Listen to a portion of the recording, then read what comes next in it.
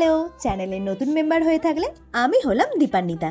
Guys, have you use this viral flaxseed jail?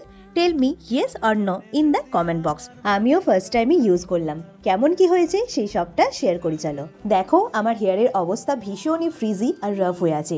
হেয়ারের এই বাজে অবস্থাতে আমি এই ভাইরাল ফ্ল্যাক্সিড জেলটা ইউজ করব। 4 কাপ জলে 1 cup flaxseed according to your hair length, আর গ্যাসের ফ্লেমটা মিডিয়ামে রেখে 15 to 20 মিনিট খুব ভালোভাবে ফোটাতে হবে।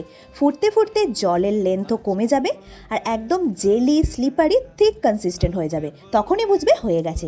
ভালোভাবে ঠান্ডা করে পুরো হেয়ার স্ক্যাল্প টু হেয়ার লেন্থে ইউজ করে মিনিমাম 40 মিনিট বা 1 ঘন্টার জন্য রেখে তারপর শ্যাম্পু দিয়ে হেয়ার ওয়াশ করে নেবে। বেশ ভালোই লাগলো ইউজ করে, স্মুথ সিল্কি হয়েছে হেয়ার। বাট এর অনেক কিছু প্রবলেমও আছে, আমি ফেস করেছি।